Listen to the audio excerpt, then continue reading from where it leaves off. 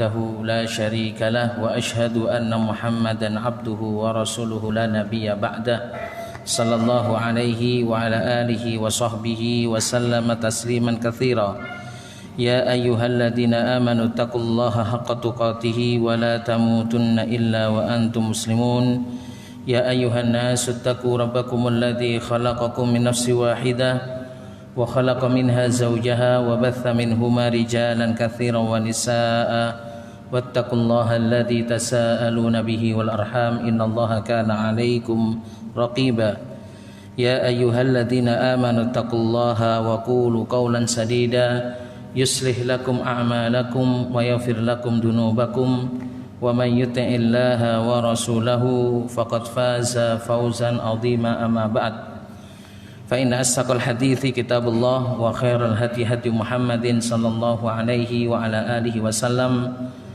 وشر الأمور محدثاتها وكل محدثة بدعة وكل بدعة ضلالة وكل ضلالة في النار. Ma'asyiral muslimin rahimakumullah. Pada pagi hari ini insyaallah kita akan melanjutkan pembahasan kitab Qawaidul Buyu wa Faraidul Furu yang ditulis oleh Syekh Walid bin Rashid As-Saidan hafizahullahu taala. Kita akan mengkaji bersama kaidah yang ke-21 dari kitab Qawaidul Buyu wa Faraidul Furu, di mana Syekh Walid mengatakan al-qaidatul hadiyatu wal ishrun.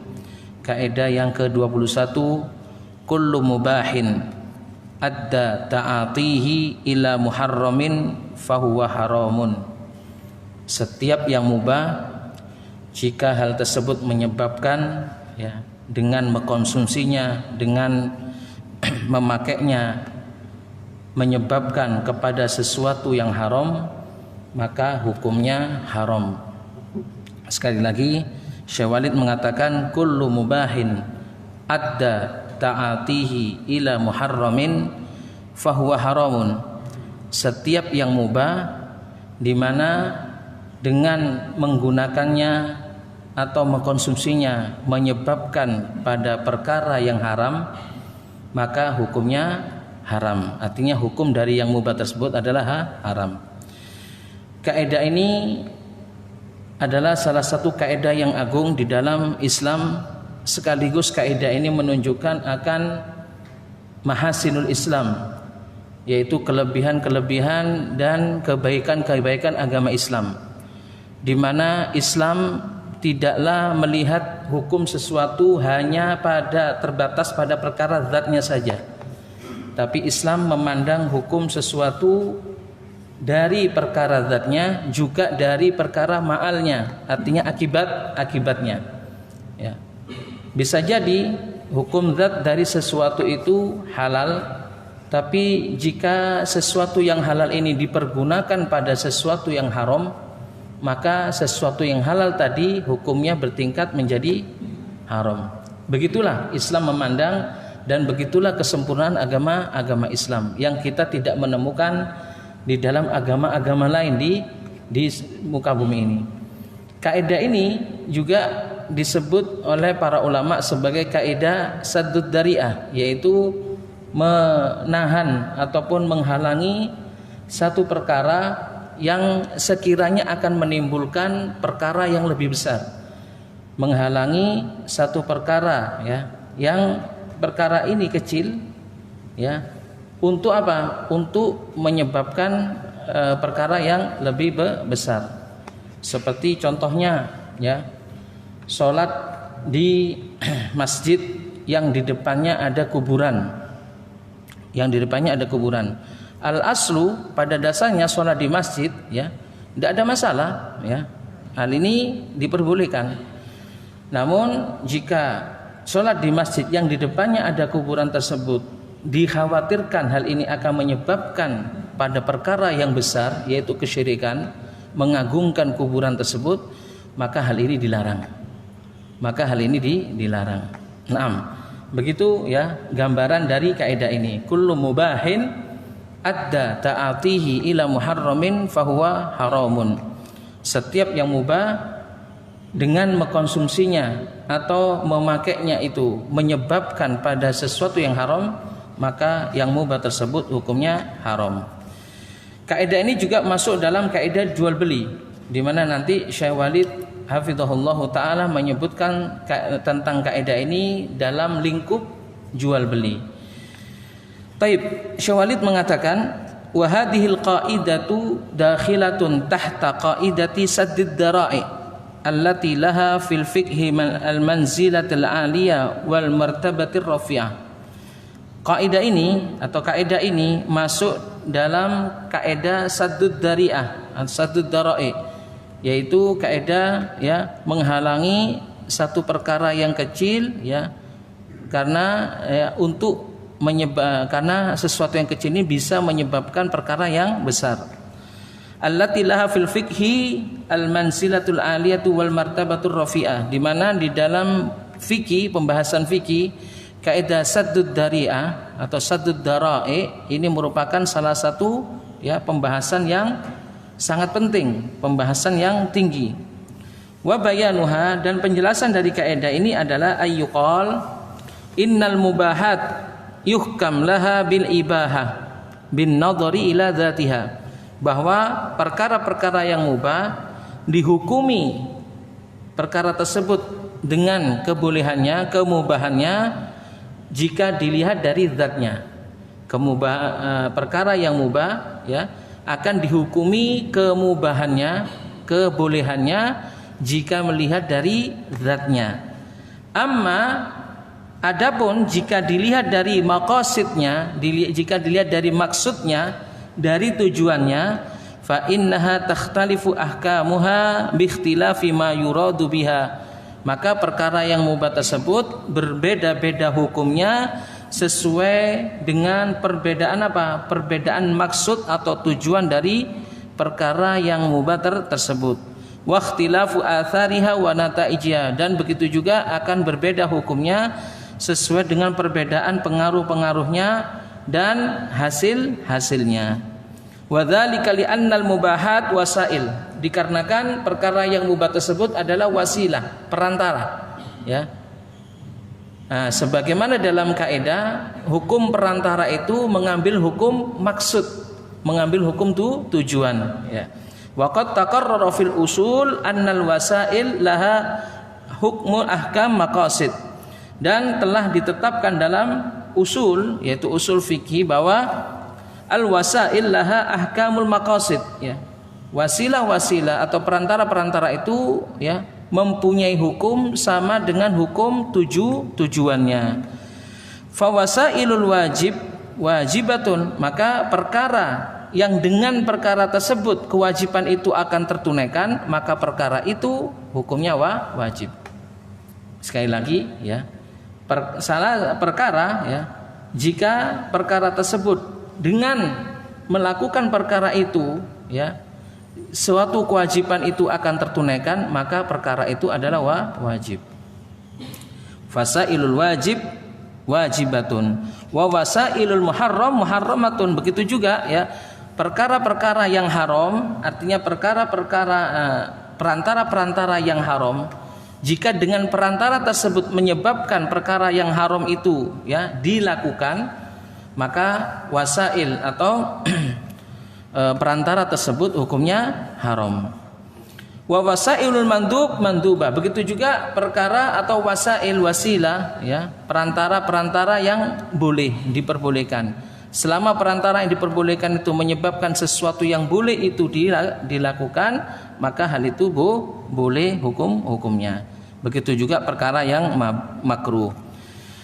Wa hadhil qaidah, maka kaidah ini tubayyin anna hadzal mubah idza adda ta'atihi bai'an wa syira'an wa hibatan wa nahu dzalika ila amrin minal umur al muharrama fa innahu yakunu mamnu'an. Lihat penjelasan Syekh Walid dalam hal ini, maka perkara yang mubah jika mengkonsumsinya, mengambilnya atau mempergunakannya dapat menyebabkan ya, mempergunakannya, mengkonsumsinya, baik itu dalam hal jual beli ataupun dihadiahkan ya, yang menyebabkan pada perkara yang haram, maka hukumnya haram. Hukumnya haram ataupun mamnu, tidak boleh. Ai anna syari'at tamna minat ta'amul bihi. Artinya bahwa syariat kita melarang untuk bermuamalah dengannya, dengan perkara yang mubah tadi, selama perkara yang mubah itu dipergunakan pada sesuatu yang haram, ya. Wa tahrumu ta'atihi saddan lidari'atil usul ila haram. Hal ini untuk mencegah, ya, kemungkinan sampainya pada perkara yang haram. Wa hadza dakhilun tahta umumi qoulihi ta'ala, dan ini masuk di dalam keumuman firman Allah Subhanahu wa taala, wa ta'awanu 'alal birri wat taqwa wa la ta'awanu 'alal itsmi wal 'udwan. Dan tolong menolonglah kalian di dalam kebaikan dan ketakwaan, dan jangan tolong menolong di dalam dosa dan permusuhan. Artinya bahwa segala sesuatu yang menyebabkan kebaikan, segala sesuatu yang dapat menyebabkan kebaikan, sampainya kebaikan dan sampainya ketakwaan, maka perkara tolong menolong di dalam masalah ini dianjurkan. Artinya kita apa? Kita diperintahkan oleh Allah Subhanahu wa taala untuk, ya, tolong menolong di dalam perkara atau sesuatu yang sekiranya sesuatu ini jika kita lakukan, tolong menolong ini menyebabkan kebaikan itu terlaksana dan ketakwaan itu ditegakkan. Sebaliknya, jika ada sesuatu yang menyebabkan kerusakan, dosa, permusuhan, itu apa? Itu terjadi, maka dalam hal ini tolong menolong di dalamnya dilarang. Kemudian alasannya juga, kaidah ini adalah kaidah yang agung. Wali anna tamkinal ghairi min hadal mubah alladhi yatawassal bihi ilal haram munafin lil nasiha al wajibah. Karena melibatkan seseorang dalam perkara atau barang yang dijual tersebut, yang mana barang itu, ya, mengantarkan seseorang kepada perbuatan yang haram, ini jelas akan menafikan nasihat, ya, yang diperintahkan oleh agama, nasihat wajib yang diperintahkan oleh agama. Padahal agama kita adalah agama nasihat, sebagaimana yang dikemukakan oleh Nabi SAW dalam hadisnya, ad-dinun nasihah, agama itu adalah nasihat, ya. Disebutkan di dalam hal ini nasihat untuk siapa nasihat ini? Lillahi wali kitabihi wali rasulihi wali a'immatil muslimina wa ammatihi.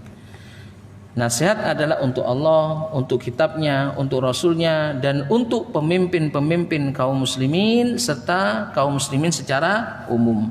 Karenanya dengan melibatkan seseorang pada satu barang, di mana barang ini nantinya akan dipergunakan pada sesuatu yang haram, maka jelas ini akan menafikan nasihat secara umum, nasihat di dalam agama. Padahal agama kita ingin mencegah seseorang untuk bertindak kepada perkara yang haram.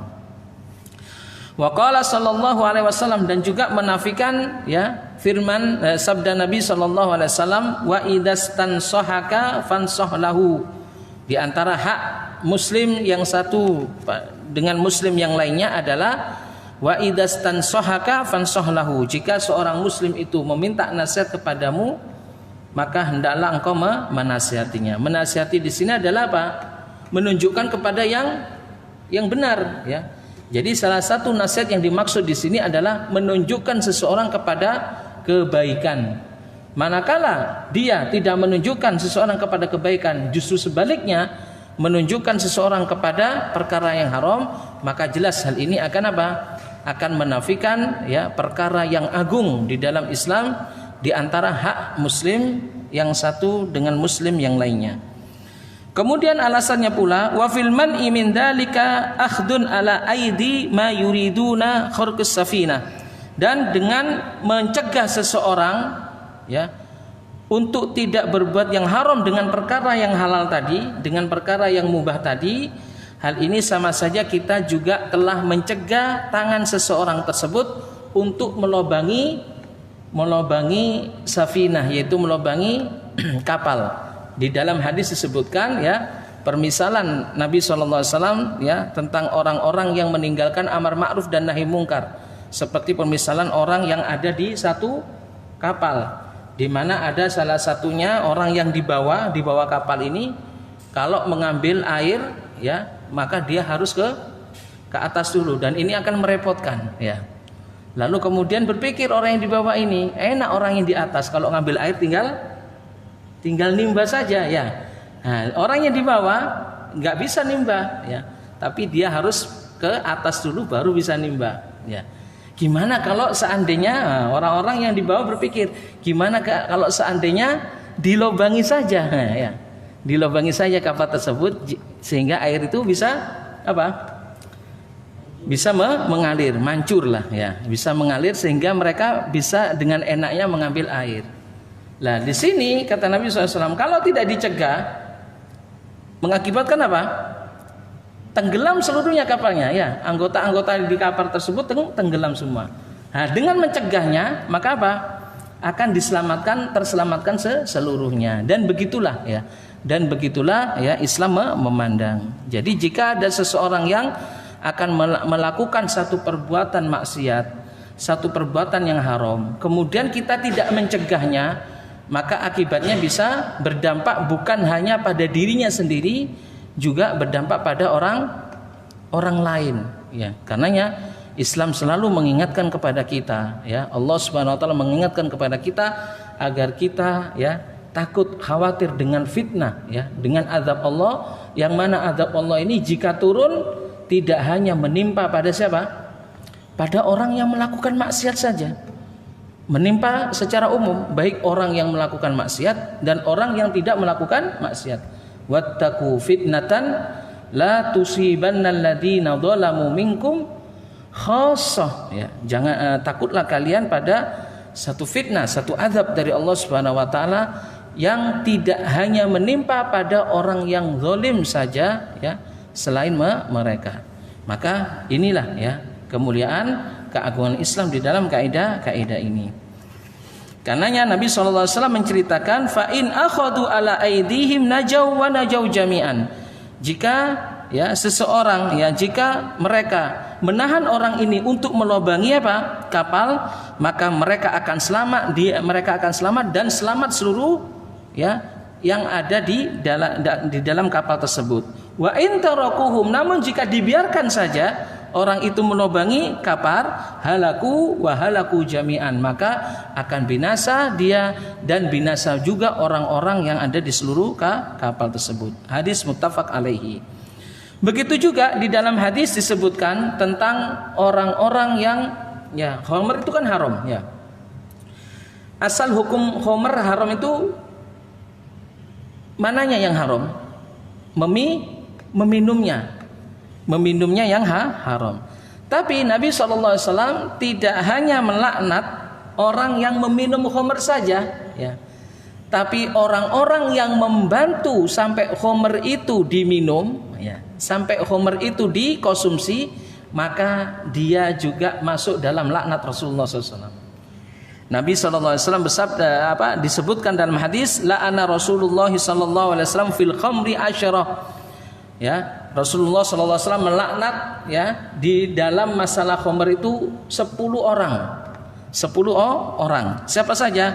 Asiruha ya, yang pertama orang yang memeras khamr ya, memeras anggur dijadikan khamr. Wa mu'tasiruha, orang yang meminta untuk diperas ya, diperaskan untuknya. Wa syaribuha, dan orang yang meminumnya. Wa hamiluha, orang yang membawakan untuk diminum.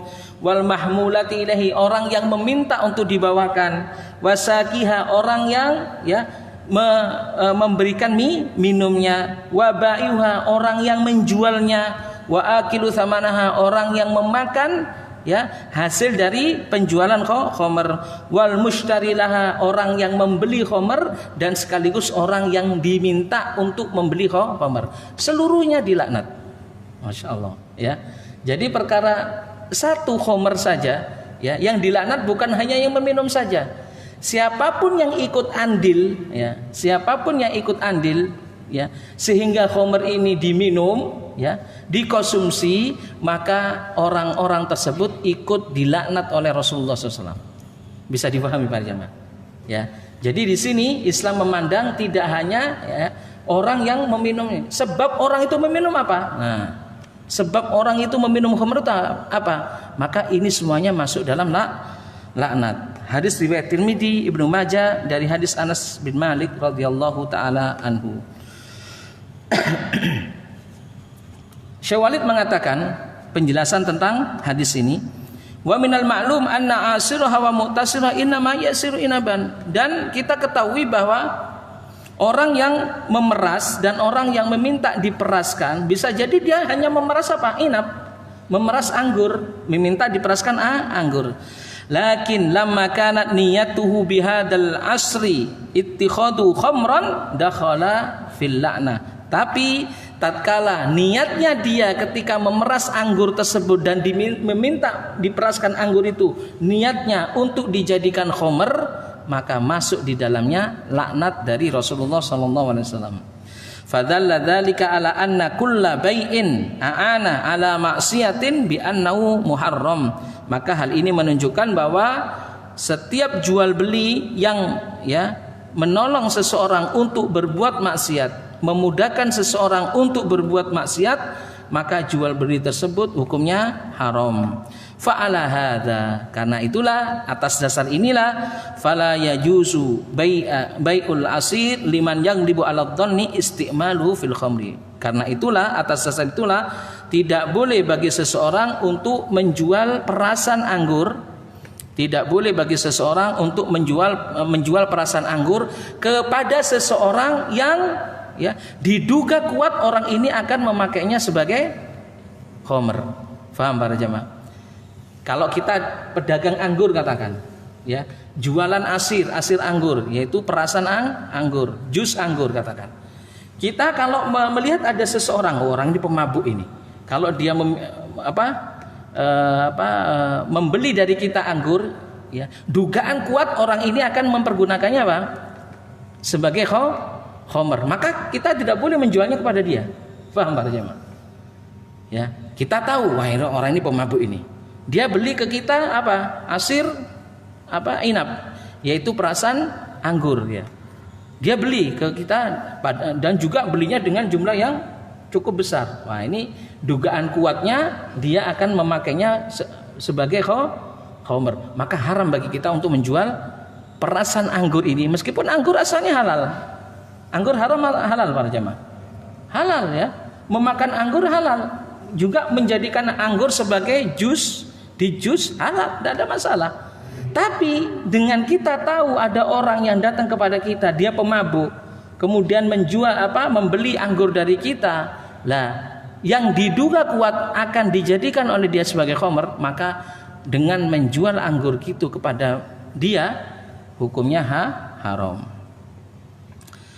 Wa ma'ahada wa anna bai'al asir al aslu fihi al ibah. Padahal, ya, menjual perasan anggur asal hukumnya adalah mubah, ya, diperbolehkan. Illa annahu lamma addat ta'ati ila muharram fa haram, ya. Padahal perasan anggur dengan menjualnya itu hukum dasarnya mubah. Cuma ketika perasan anggur ini dijual dan menyebabkan perasan itu akan dijadikan pada sesuatu yang haram, yaitu untuk minuman memabukkan, maka menjualnya adalah haram. Wala yajuzu bai'al bid, begitu juga tidak boleh menjual telur. Tidak boleh menjual telur. Menjual telur boleh enggak para jemaah? Boleh. Telur jangankan menjual, memakannya juga boleh. Ya. Tapi kalau seumpama seseorang itu menjual telur, di mana dia dijual telur itu untuk dijadikan khimar, untuk dijadikan judi, ya, maka menjualnya itu tidak boleh, karena hal itu akan menolong seseorang untuk melakukan perbuatan haram. Wala yajuzu bai'il mard liman arafa bi fi'lil fahisyah. Begitu juga tidak boleh, ya, menjual budak-budak wanita yang mana kalau budak wanita ini dijual, ya, kemungkinan besar akan dijadikan gundi-gundi atau dijadikan pelacur dan sebagainya. Maka hal ini tidak diperbolehkan. Ya. Saddan lidzari'ah. Begitu juga kata Syekh Walid, wala yajuzu bai'al khashab liman yasna'u alatil malahi. Begitu juga tidak boleh menjual kayu. Ya. Menjual kayu tidak boleh para jemaah. Kenapa? Jika kita kemungkinan terbesar, ya, orang ini membeli kayu itu apa? Dijadikan sebagai alat musik karena orang ini hobi musik. Nah, karena orang ini hobi musik, dia beli kayu dari kita untuk dijadikan apa? Sebagai alat musik. Maka hal ini tidak diperbolehkan. Wala yajuzu bai'il mushaf lil kafir. Nah, ini juga tidak boleh menjual mushaf kepada orang kafir atau meminjamkannya kepadanya, ya, makhafata an tanaluhu bi aidihim, ya, karena kita khawatir mushaf ini akan menjadi bahan hinaan baginya. Karena orang kafir ini orang kafir. Kecuali orang kafir tersebut ada, ya, ada isyarat-isyarat dia ingin apa? Masuk Islam, ingin mempelajari Islam, maka ini tidak apa-apa. Tapi ini orang kafir datang kepada kita yang memerangi Islam, yang benci dengan Islam, beli Al-Quran, maka tidak boleh kita melayani pembelian, ya, pembelian dirinya dari Al-Quran. Wala yajizu bai'is silah liman ghalaba 'ala dhanni annahu sayastamilu fi ma la yajuz ka qatli nafsil ma'sumah aw tidak 'alal hurumat aw liyaqta bihi at-tariq wa yakhif bihi as-sabil. Begitu juga tidak boleh seseorang menjual senjata, apapun itu senjatanya. Baik itu pistol, ya, tembak apa, bahkan pistol apa, tembak burung, ya, atau senjata-senjata lainnya seperti apa, pedang, ya, pisau dan sebagainya. Tidak boleh menjual senjata tersebut kepada seseorang jika, ya, kita melihat kemungkinan besar orang itu akan memakai senjata ini pada perkara yang haram, digunakan untuk membunuh orang. Nah, jual celurit, ya, digunakan untuk apa? Untuk caro. Nah, ini tidak boleh, ya, para jemaah. Maka yang jualan celurit aslinya tidak ada masalah. Kalau celurit itu dipakai untuk apa? Menyabit sawah biasanya, ya, menyabit sawah. Tapi kalau orang ini suka caro orang ini, maka tidak boleh kita menjual celurit itu kepada orang yang suka, ya, membunuh orang, ya, atau kepada penjahat yang kerjaan sehari-harinya itu apa? Ngompasi orang-orang di jalan dan sebagainya. Maka hal ini tidak diperbolehkan. Wala yajuzun najash fi sil'ah. Ya, juga tidak boleh, ya, Rasulullah SAW melarang bai'un najash. Bai'un najash itu bagaimana? Ini berlaku pada, ya, jual beli apa? Lelang. Biasanya jual beli lelang itu adalah di mana orang yang berani menawar dengan harga yang tinggi, itulah apa? Barang itu menjadi miliknya dan jual beli itu akan diberikan kepadanya. Nah, ini jual beli najis ini adalah ada seseorang yang dia tidak ingin membeli barang ini, cuma ingin merusak apa? Merusak harga barang ini. Jika ada orang yang menawar sekian, dia akan meninggikan. Ada yang menawar lebih tinggi lagi, dia akan meninggikan lagi. Tapi dia niatnya untuk tidak membeli. Maka jika kita mengetahui ada orang seperti ini, maka kita abaikan orang ini, ya, kita abaikan orang-orang seperti ini dan tidak boleh bermuamalah dengan orang seperti ini. Wala yajuzu bai'an najas fi sila wa huwa ziyadatun man la yuridu syira, yaitu menambahkan harga, ya, pada dari seseorang yang asalnya dia tidak ingin membeli barang tersebut. Li'annahu bihadi ziyadah yakhda akhahul muslim, karena dengan dia menambahkan, ya, dengan menambahkan harga barang tersebut, dia sama saja menipu saudaranya sesama muslim yang ingin benar-benar, ya, membeli barang tersebut. Ini berlaku pada jual beli apa? Lelang. Wa hadza muharramun, maka semuanya ini hukumnya haram jika menyebabkan pada perkara yang haram.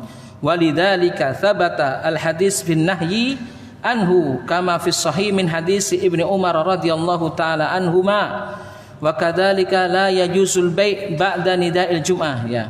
Begitu juga kata Syekh Walid, tidak boleh, ya, melakukan jual beli setelah adzan yang kedua pada hari Jumat. Nah, ketika imam itu sudah naik di atas mimbar. Apa alasannya? Nah, para jemaah, ya Allah Ta'ala melarang, ya ayyuhalladzina amanu idza nudiya lis-sholati min yaumil jumu'ati fas'au ila dzikrillah wa dzarul bai'. Ya, maka usahakan kalian bersegera untuk berzikir kepada Allah dan tinggalkan jual beli. Karenanya syariat Islam, hukum jual beli tidak ada masalah sebenarnya. Tetapi jika dilakukan pada hari Jumat setelah adzan kedua dan khatib ketika itu sudah naik di atas mimbar, maka hal ini dilarang. Kenapa? Karena akan menyibukkan seseorang dengan jual beli dan akan meninggalkan zikir kepada Allah Subhanahu wa taala. Dan akan meninggalkan zikir kepada Allah. Makanya Allah menyatakan fas'au ila dzikrillah, maka bersegeralah kamu untuk berzikir kepada Allah. Ya, kalau sudah ditunaikan atau dikumandangkan nida hari Jumat, ya, maka bersegeralah engkau untuk menuju zikir kepada Allah Subhanahu wa taala dan tinggalkan jual beli. 6. La yajuzu ba'da nida'il jum'ati tsani alladhi yakunu wal imamu 'alal mimbar mimman talzamuhul jum'ah. Ini berlaku bagi orang yang wajib baginya untuk melaksanakan sholat Jumat. Nah, dari sini keluar orang yang tidak wajib untuk melaksanakan sholat Jumat, seperti perempuan. Nah, perempuan wajib nggak melaksanakan sholat Jumat? Tidak wajib. Nah, kalau semua perempuan jual beli ketika itu, maka hukumnya tidak masalah, tidak terlarang. Ini hanya berlaku bagi orang yang wajib untuk menghadiri sholat Jumat, maka tidak boleh kemudian ketika itu untuk berjual beli. Li'annahu mu'addin ila tasyagul, karena hal itu menyebabkan dia sibuk dari mendengarkan zikir, yaitu sibuk dari mendengarkan khutbah wa anis sholat, dan dari sholat. Subhanallah para jemaah, ini saya sendiri menyaksikan banyak kaum muslimin yang kadang-kadang kurang sadar di dalam masalah sholat Jumat ini. Kadang mereka ketika hari Jumat itu hanya mendatangi tatkala sholat Jumat itu akan dilaksanakan, sedangkan khutbahnya diabaikan. Paham? Saya berapa kali pernah dilapori oleh beberapa orang orang yang wajib untuk melakukan sholat Jumat. Subhanallah, dia datangnya ke masjid itu ketika iqamat itu sudah berkumandang, baru dia datang ke masjid. Khutbahnya tidak mengetahui. Ini banyak di antara kaum muslimin seperti ini, ya, terutama hari Jumat, hari Jumat, dan ini memang hukum dari hari Jumat, ya. Padahal hari Jumat ini adalah hari yang agung. Kita diperintahkan oleh Allah untuk bersegera ke masjid, ya, bahkan diberi pahala oleh Allah Subhanahu wa taala bagi orang yang bersegera di masjid sebelum waktunya, sholat Jumat kita sudah berada di masjid, duduk di masjid, berzikir kepada Allah Subhanahu wa taala, membaca Al-Qur'an dan sebagainya. Itu lebih baik para jamaah daripada kita mengulur-ngulur waktu, menunda-nunda waktu sampai khotib naik ke mimbar, Ini perlu diperhatikan, Wa ma adda ilal haram fahuwa haram, maka apa saja yang menyebabkan kepada perkara yang haram, maka hukumnya haram. Wa min dzalika, dan di antara contoh lainnya adalah wala yajuzu bai'il abdil muslim lil kafir. Nah, tidak boleh menjual hamba sahaya yang muslim kepada orang kafir. Tidak boleh menjual hamba sahaya muslim kepada orang kafir. Alasannya apa? Li'annal kafir la wilayata lahu, karena orang kafir tidak boleh menjadi tuan, menjadi pemimpin bagi orang muslim, sebagaimana Allah berfirman dalam surat An-Nisa, wala yaj'alallahu lil kafirina 'alal mu'minina sabila, dan Allah tidak menjadikan bagi orang-orang kafir jalan untuk orang-orang mukmin. Tidak boleh bagi orang kafir memimpin orang mukmin. Ini adalah satu kaidah yang harus kita fahami. Tidak boleh kemudian kita menjual hamba sahaya muslim kepada orang kafir. Karena apa? Nanti dia akan dikuasai. Pasti akan dikuasai oleh orang kafir padahal dia muslim. Keislamannya ini menjadikan dia mulia. Karenanya semoga Allah merahmati Abu Bakar As-Siddiq radhiyallahu taala anhu. Tatkala beliau membeli siapa? Budak siapa namanya? Bilal bin Rabah ya. Ketika waktu itu ya masih berada di dalam tangannya siapa? Umayyah bin Khalaf ya. Dan dicambuk dan sebagainya. Kemudian ya Abu Bakar As-Siddiq membeli apa? Membeli budak Bilal tersebut waktu itu dengan harga yang mahal. Karenanya hal ini menjadi ejekan oleh orang kafir ya.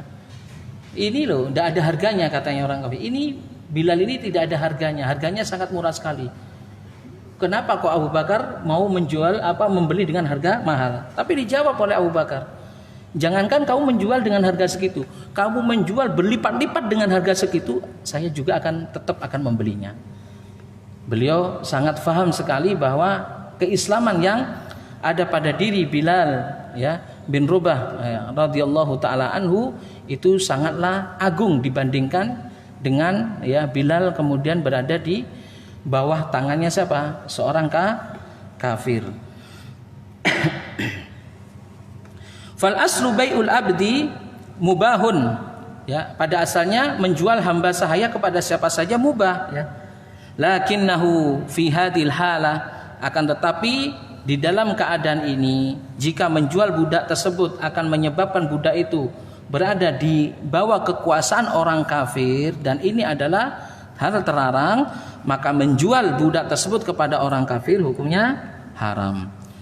Qalu illa idza kana ya'tik alaihi ka abihi wa in ala wa banihi wa in safula wa dzalika li anna al maslahah allati satatahaqqaq min hadzal bai' satatashawwaq laha asy-syari' wa hiya annahu min hini thubutil bai' wa luzumihi yahsul id fala mafsadatahuna, kecuali jika dengan menjualnya itu akan dibebaskan. Nah, akan dibebaskan. Dijual kemudian dibebaskan, maka hal ini tidak masalah. Karena di sana terdapat maslahat yaitu pembebasan budak ini. Wallahu taala alam.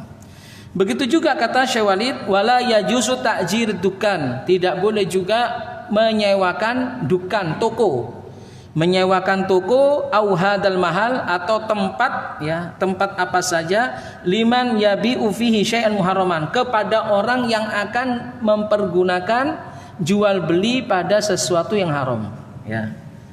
Kaddukhon au alatil malahi au asyitatil gina, seperti orang yang akan menjual rokok, menjual alat-alat musik ya, menjual asyitatu gina, menjual kaset-kaset nyanyian, atau menjual khamr, atau menjual majalah-majalah porno dan sebagainya ya. Tidak boleh kita menyewakan ya rumah kita atau menyewakan pasar kita, menyewakan tempat kita kepada orang yang akan menjual seperti ini ya. Li'anna bai' hadil asya, karena menjual ya perkara-perkara ini haram hukumnya.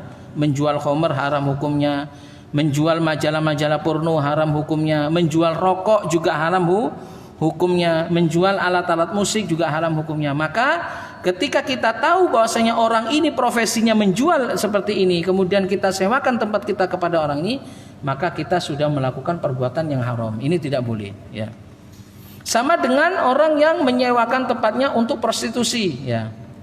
Sama dengan orang yang ya menyewakan tempatnya untuk apa? Untuk dijadikan kebaktian bagi orang-orang Nasrani. Dia tahu orang Nasrani ini menyewa tempatnya dan dia akan menjadikan tempatnya itu sebagai tempat kebaktian dan sebagainya.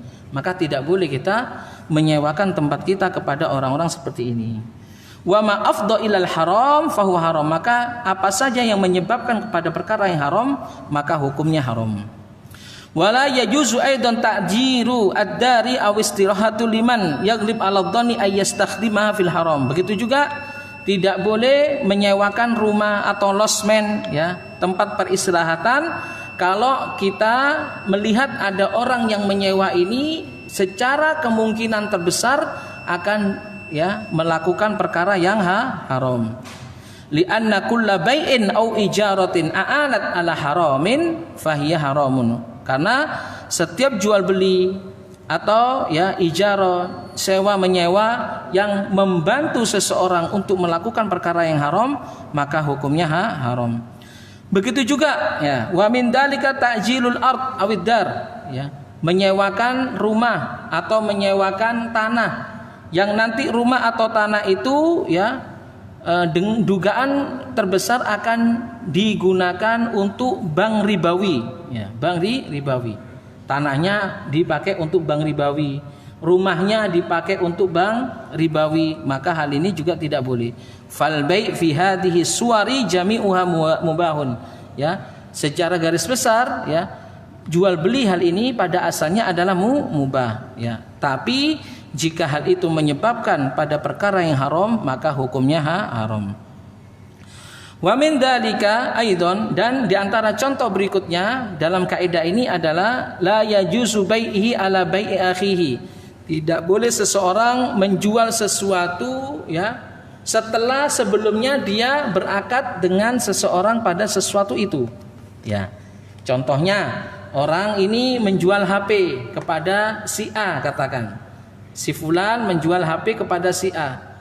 Lalu setelah selesai akadnya, ya, orang tersebut mungkin ya tinggal akan menyerahkan uangnya saja. Ternyata ada orang B yang datang berani menawar apa? Berani menawar ataupun membeli barangnya itu dengan harga yang lebih tinggi. Kemudian dia jual kepada si B. Maka hal ini tidak boleh. Kenapa tidak boleh? Karena jual beli seperti ini akan menyebabkan permusuhan, perselisihan, dan ini kerap terjadi, ya. Loh, saya dulu beli ini.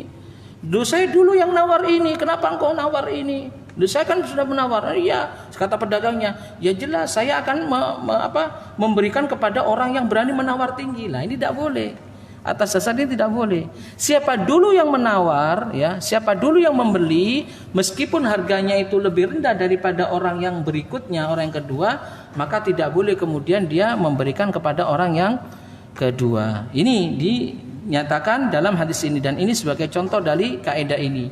Maka tidak boleh menjual ya barang kepada seseorang atas penjualan kepada saudaranya. Dalam hadis Abdullah bin Umar radhiyallahu anhuma, Nabi SAW bersabda, la yabi ahadukum ala bai'i akhihi wa la yakhtub ala khitbatihi illa ayyadzana lahu.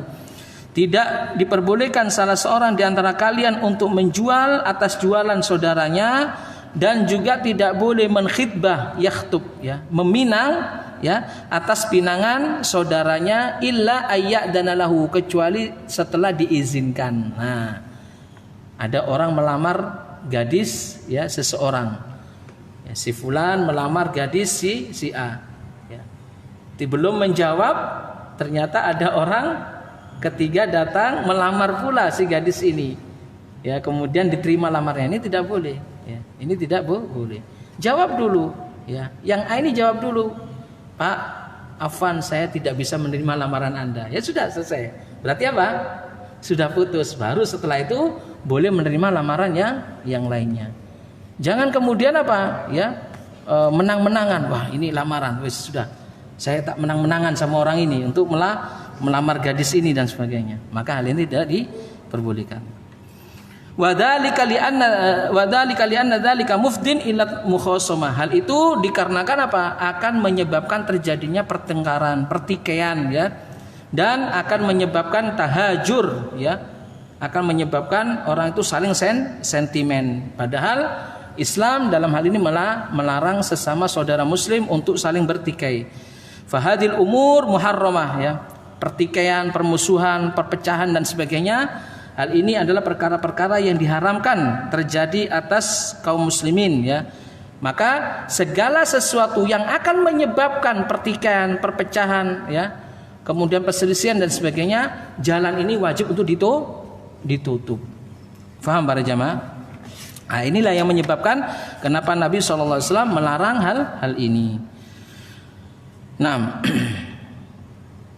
wa min dzalika aidan ayyasuma ala saumihi, yaitu orang yang menawar barang di atas, ya, penawaran saudaranya. Nah, ini juga tidak diperbolehkan sebagaimana yang kita katakan tadi. Sebagaimana Nabi SAW bersabda, la yakhtub ahadukum ala khitbati akhihi wa la yasuma ala saumihi. Tidak boleh seseorang mengkhitbah orang lain di atas khitbahnya saudaranya, dan tidak boleh menawar pula di atas tawaran saudaranya.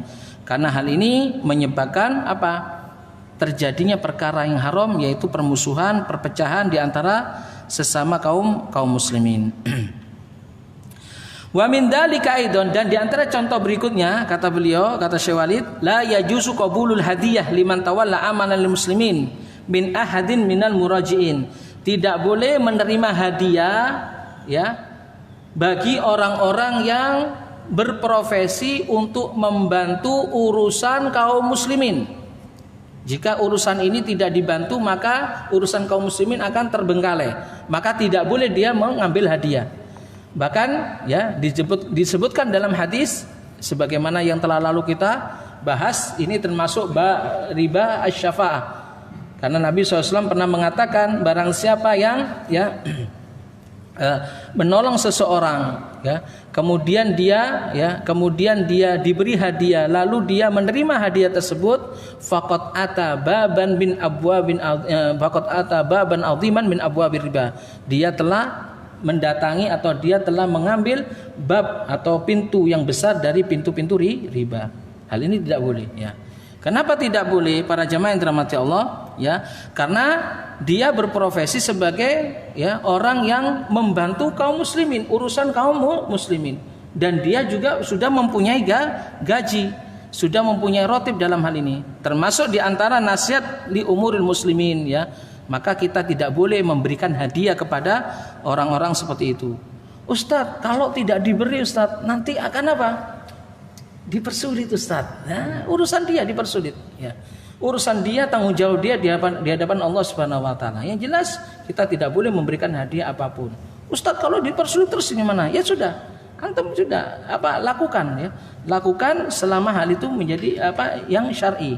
Jangan melakukan hal-hal yang di luar batas koridor syar'i. Meskipun hal itu dilakukan untuk melicinkan urusan kita dan sebagainya. Itu namanya suap, ya. Maka tidak boleh, ya. Dalam Islam dalam hal apapun tidak boleh hal ini saling suap menyuap. Kenapa? Karena bisa jadi dengan memberi hadiah. Nah, makanya kata Syekh Walid, li anna hadil hadiah, dengan kita memberikan hadiah kepada orang-orang seperti ini, satakunu sababan lil muhabat fi ihqaqi batil. Maka dia itu akan cenderung kepada kita, sehingga bisa jadi kebatilan yang sejatinya ada pada kita ditutupi oleh dia, dijadikan hak. Sebaliknya juga, ya, kebatilan yang ada pada orang lain ditutupi oleh dia.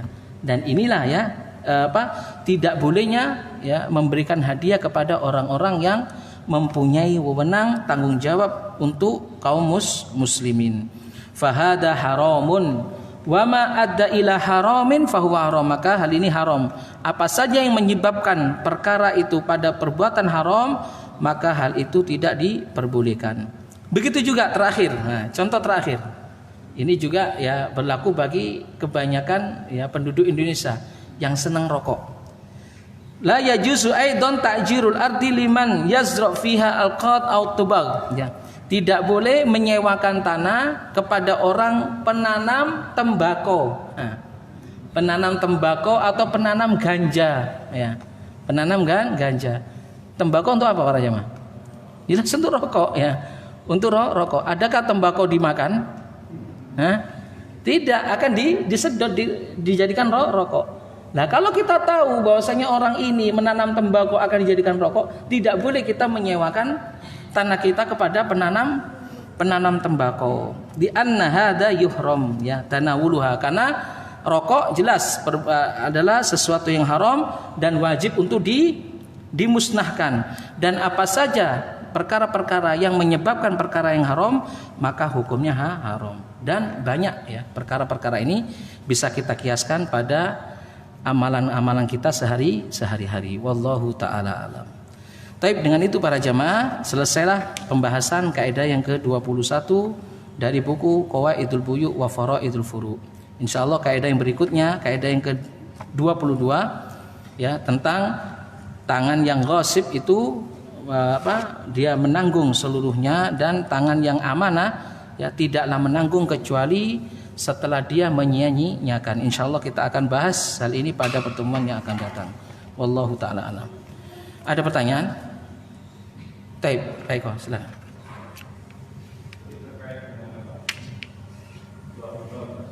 Ya?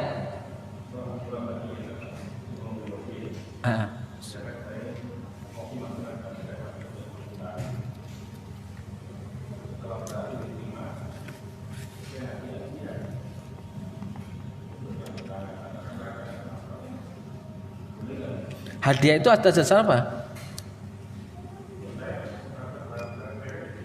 Ya.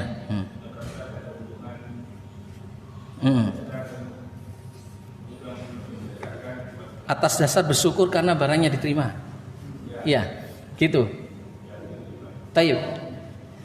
Saya memasukkan barang ke satu instansi katakan, dan alhamdulillah barang saya diterima di instansi tersebut. Ya. Kemudian atas dasar syukur saya akhirnya apa? Memberi jamuan makan kepada orang yang menerima tadi. Ya, kepada orang yang menerima tadi. Apakah hukumnya di sini? Apakah ini termasuk hadiah? Ya. Karena barang saya sudah masuk. Ilman, ya perlu diketahui bahwa saya memberinya hadiah setelah, ya kan, baik. Setelah masuk, bukan sebelum. Kalau sebelum oke lah, ini hadiah yang tidak diperbolehkan. Nah, setelahnya gimana?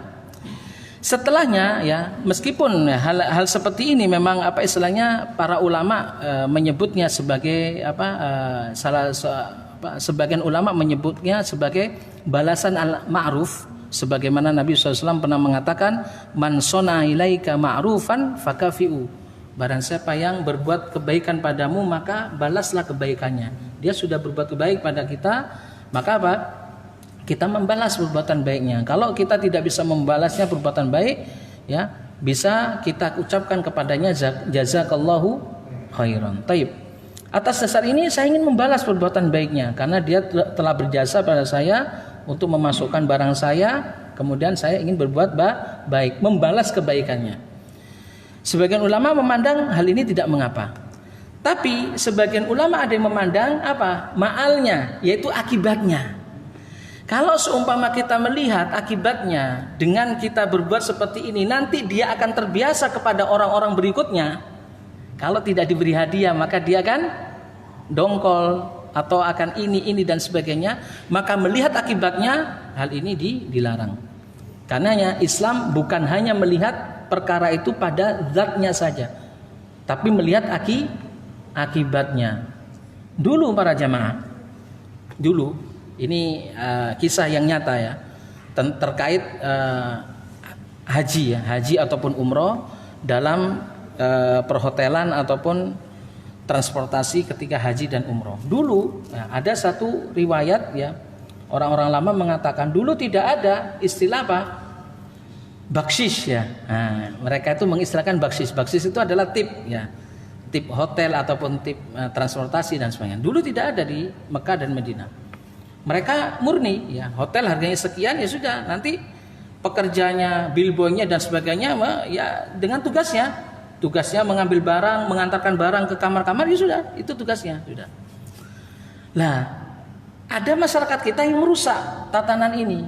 Nah, mungkin ya niatnya baik, awalnya niatnya baik. Dia mungkin mendapatkan mendapatkan pelayanan yang istimewa. Dia itu bersyukur, sebenarnya ingin bersyukur kepada orang yang memberikan pelayanan tersebut.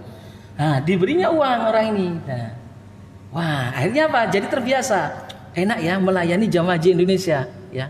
Sedikit-sedikit dapat tip, ya. Nanti dapat ini disuruh gini dapat tip dan sebagainya. Akhirnya menjadi kebiasaan. Sehingga lama kelamaan mereka akan enggan untuk membantu kita jika tidak ada tip, bahkan meskipun itu kerjaannya. Subhanallah, di Mekah ya, antum kalau tahu di Mekah ketika masuk ke hotel, ini sudah billboy tugasnya. Tugasnya apa billboy ini? Mengambil barang dari bis, mengantarkan ke mana? Ke kamar yang sudah ditetapkan di sana. Ini enggak, mereka tidak akan mengantarkan kalau kita tidak memberikan uang. Bahkan di setiap tas itu diberi harga. Tas ini harganya 3 real ya. Sekali angkut dan sebagainya. Padahal itu sudah menjadi tugasnya. Nah, ini ya, merusak tatanan dalam hal ini. Makanya Islam melihat akibatnya. Kalau sudah berakibat seperti ini, nah ini harus dicegah, harus dilarang. Bagaimana melarangnya, Ustaz?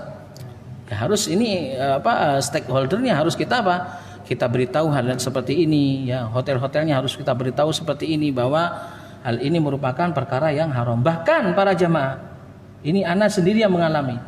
Bahkan muassasanya sendiri, orang-orang muassasah yang biasanya kalau kita datang, ya, paspor kita itu udah diambil oleh dia, disimpan oleh dia, kemudian nanti kalau kita check out dari hotel, paspor itu akan diberikan.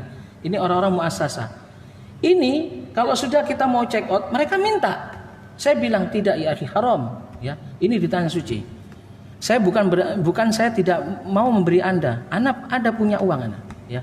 Dan Anda tidak bukan Anda tidak istilahnya tidak mau berterima kasih dengan Anda, tidak. Tapi seperti ini haram ya akhi. Ittaqillah, saya bilang. Kamu takutlah kepada Allah Subhanahu wa taala.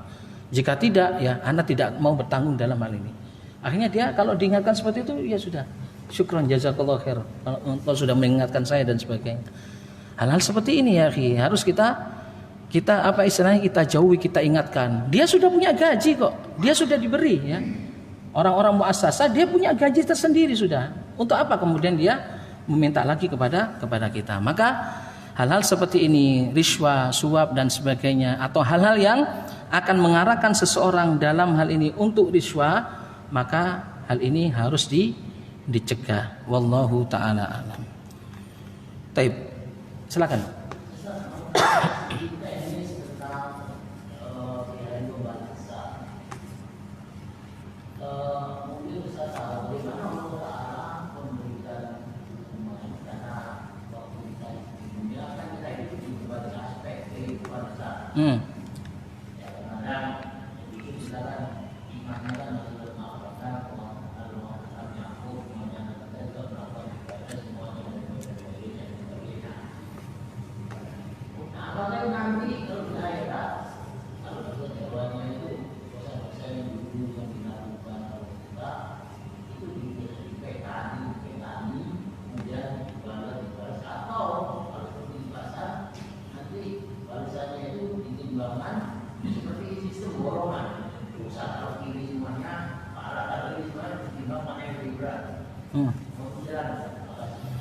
Bismillah, alhamdulillah, wassalatu wassalamu ala rasulillah wa ala alihi wasahbihi wa la haula wa la quwata illa billah. Yang antum tanyakan adalah perkara balasan, baik itu balasan baik atau balasan keburukan. Sejatinya telah banyak dalil-dalil yang ada bagaimana Allah Subhanahu wa taala membalas perbuatan hambanya, baik itu perbuatan baik dan perbuatan buruk. Faman ya'mal mithqala dzarratin khairan yara wa may ya'mal mithqala dzarratin syarran yara. Dan juga telah tetap di dalam hadis juga bahwasanya amalan-amalan hamba itu ditimbang oleh Allah Subhanahu wa taala. Maka jangan kemudian kita menganggap timbangan itu seperti borongan dan sebagainya, tidak, ya. Allah Subhanahu wa taala ya mengetahui apa yang dilakukan oleh hambanya, baik itu kecil, sekecil apapun akan mengetahuinya. Wa uridul kitab dan akan dipamparkan kitab, ya. Maka orang-orang al-mujrim, orang-orang yang berdosa akan mengatakan, ma li hadzal kitabi la yughadiru shaghiratan wala kabiratan illa ahsaha fawajadu ma amilu hadira fala yadlimu rabbuka ahada. Ya, jadi orang-orang nanti akan mengetahui, ya, ini kitab apa ini? Tidak ada sesuatu yang kecil ataupun yang besar kecuali tercatat di dalamnya, dan akan dihadirkan oleh Allah apa yang telah dilakukannya, ya. Dan Allah tidak mendolimi hambanya sedikit pun. Maka para jamaah yang dirahmati Allah, ya, berbahagialah seseorang jika dia melakukan dosa, ya, kemudian dia mendapati sahifahnya, catatannya itu banyak istighfar kepada Allah Subhanahu wa taala. Karenanya ada seorang ulama mengatakan, ya, tuba, ya, berbahagialah bagi seseorang yang mendapati di dalam catatannya liman wajada fi sahifatihi istighfaran katsira. Berbahagialah bagi seseorang yang mendapatkan dalam catatannya itu istighfar yang banyak. Karena istighfar itu apa? Menghapus dosa. Ada yang mengatakan menghapus catatan dosa. Sehingga nanti, ya, ketika di hari kiamat dia tidak mendapati dosa apapun, ya, karena istighfarnya. Ada juga yang mengatakan, ya, Dosanya ditampakkan oleh Allah Subhanahu wa taala. Dosanya banyak. Tapi kemudian ditampakkan istighfarnya oleh Allah Subhanahu wa taala sehingga istighfarnya itu menghapus seluruh dosanya. Karenanya berbahagialah bagi orang-orang yang diberi taufik oleh Allah Subhanahu wa taala setelah terpuruk dari dosa kemudian dia cepat-cepat bertobat dan beristighfar kepada Allah Subhanahu wa taala. Sebagaimana juga yang disebutkan dalam satu riwayatnya oleh Al-Fudail bin Iyad rahimahullahu taala ketika ditanya oleh seseorang yang intinya ya bahwasanya ya lakukanlah ahsin fima baqiya yughfar laka ma madha. Berbuat baiklah engkau di sisa umurmu ini meskipun engkau dahulunya berbuat rusak dan sebagainya, berbuat maksiat, berbuat baiklah engkau di sisa umurmu ini yaghfir laka ma madha, maka apa yang engkau lakukan itu akan diampuni oleh Allah. Wa in asa'ta fima baqiya ya ukhitta bima madha wa ma baqiya. Maka tapi jika engkau melakukan perbuatan buruk ya di sisa umurmu ini, maka engkau akan diazab oleh Allah Subhanahu wa taala dari perbuatan burukmu yang telah lalu dan burukmu yang akan datang. Wallahu taala alam. Mungkin itu saya para jamaah yang dapat kita sampaikan dalam pembahasan kali ini, semoga bermanfaat. Aku luma tasma'un wa astaghfirullah li wa lakum fastaghfiru innahu wal ghafurur rahim. Subhanakallahumma wa bihamdika asyhadu an la ilaha illa anta astaghfiruka wa atubu ilaik. Assalamualaikum warahmatullahi